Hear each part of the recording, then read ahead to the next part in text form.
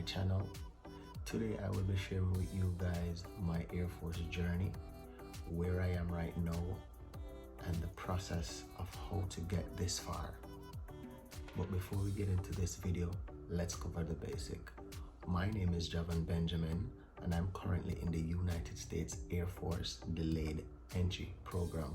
So if you like military or Air Force content, definitely hit the subscribe button and the notification bell so you know whenever I upload a video. Let's get into it. Where I am in my Air Force journey, I'm currently in the Delayed Entry Program, and what this means is that after you finish your ASVAB, you have completed your physical, your medical, you're then sworn into the Air Force Delayed Entry Program as a reserve, kind of, so to speak, a reserve trainee. You're not yet in as yet, or you're not going to basic training as yet, so you're basically in as a reserve until you have signed your contract for your job. And when you do that second oath, and that's when you're basically in as an active duty member. So guys, there's a few things when you're in the Delayed Entry Program you want to take in consideration. You want to make sure you're maintaining your eligibility. So with that being said, I'm talking about your fitness, your weight, and academic wise. When I say academic, don't think you're gonna do back over the ASVAB. No, you're gonna be going to like DEP meetings with your recruiter. But because of COVID happening right now, for me, we can't have any meetings in persons. So what my recruiter do is that she created a Zoom meeting for everyone that is in her DEP, and we have Zoom meetings every end of the month. I believe it, yeah, every end of the month, where we go over book work, like stuff that we're gonna be doing in training. Like we study ranks, we study the reporting statement and stuff like that. And it's good to have those meetings because you're basically getting a little bit more knowledge before you go in, so you're a little bit up, so you don't go into training thinking, oh, how am I going to catch up with all of these things so fast. So the meetings for me are good. Guys, when it comes to fitness, it helps you, Delayed Entry Program helps you to maintain a high standard of fitness. So while you're in the DEP, you can be practicing your running, practicing your push-ups, your sit-ups, your planks, all of that. So when you go to training, you don't have to be worrying, oh, how I can't do this, I can't do that. So it helps you and it prepares you for what to come in the training. Lastly, for your weight.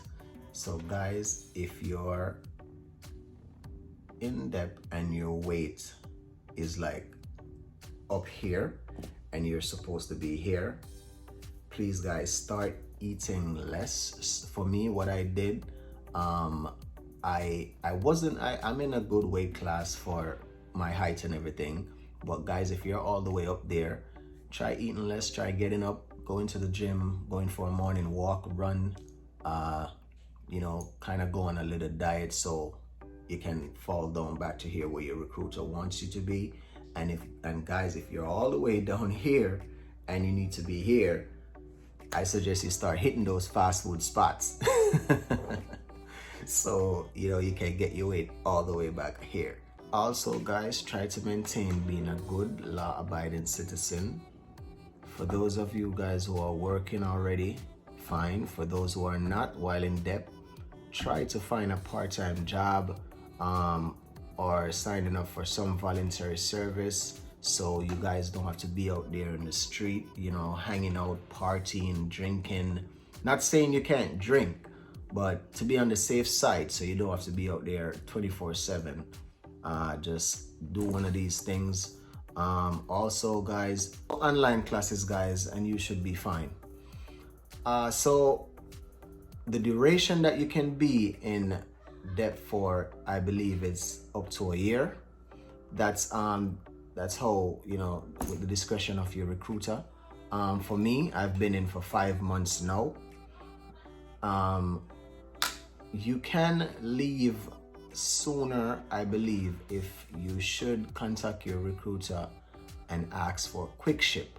For me, I don't want to leave sooner because I basically want to get one of my top 5 picks of jobs that I submitted with my recruiter. So I don't want to do quick ship and then get a job that I don't want. So you can always do that if you want. You have the option to choose from open contract. That can be shorter for you also, where for open contract, they will basically, you will go in, if you put open mechanical, open general, whichever field you select, you can go in one of those jobs, but you're not gonna know the job that you're gonna be getting until you completed BMT, I believe, and they're gonna put you in the job that is in high demand. So guys, you have the option to quick ship or not. If you want to wait for one of your top 5 jobs that you have selected, you can wait. The longest time that I've seen somebody in depth for is like 6 to 7 months. I've never seen anybody said they wait for like 8, 9, never. The quickest that I've seen somebody ship is like if they're waiting on their job, the most, I think it was like 5 months. Yeah, 4 or 5 months thereabout. So it all come down to you guys. With your job list, you do your research, and if you see that jobs, some of the jobs that you're qualified for is in high demand, if you put those on your list, more likely, because the Air Force put jobs out there for like every month, distribute jobs every month. So if you do your research and you put jobs that that are in high demand from off your list, like 5 high in demand jobs and 5 that are in low or medium, more likely you're gonna get called within the third 4th month, the second, quick. So it's up to you guys. But with quick ship, guys, how this work is that, like myself, I submitted 10 jobs. So if I should contact my recruiter tomorrow and said, "Sir, ma'am, I want a quick ship," what will happen is that my recruiter will go through my list, make the necessary calls, and see which one of those jobs on my list is available or can accommodate me in BMT.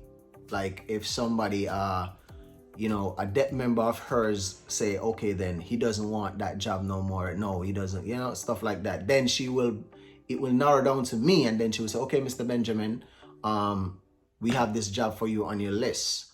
Do you want it?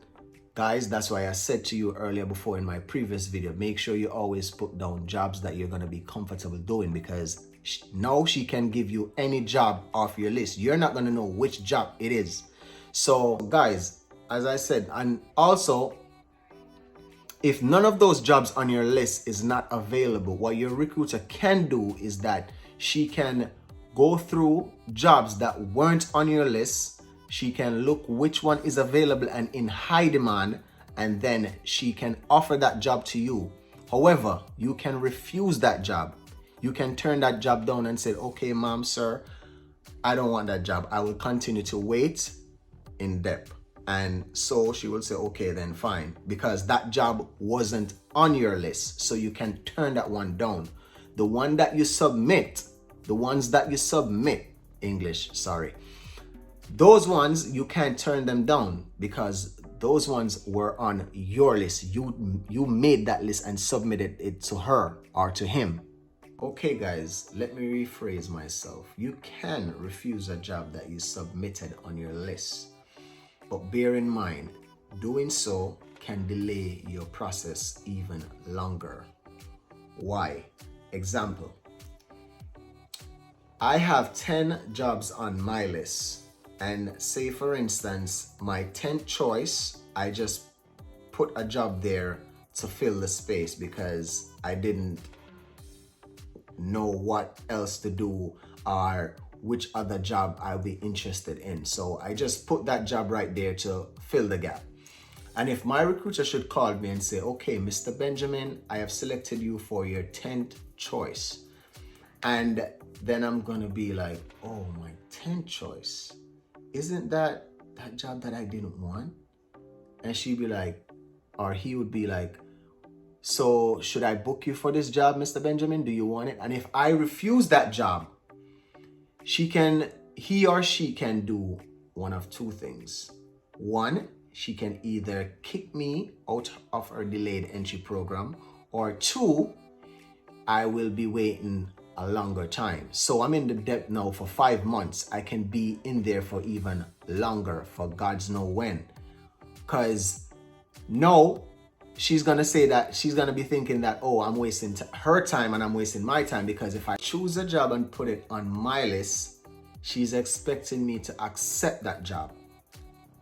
I can't emphasize on this enough. Please put down jobs on your list that you're gonna be comfortable doing for the next 4 or 5 years, because you don't want your recruiter to call you with a job on your list and you don't accept it. So that's it from me, guys, sharing with you about my Air Force journey, being in the delayed entry program. I upload a video every Monday, guys, so if you like military and Air Force content, please like, comment, share, subscribe, hit the notification bell so you know when I upload a video. Stay blessed, guys. Peace and love you all.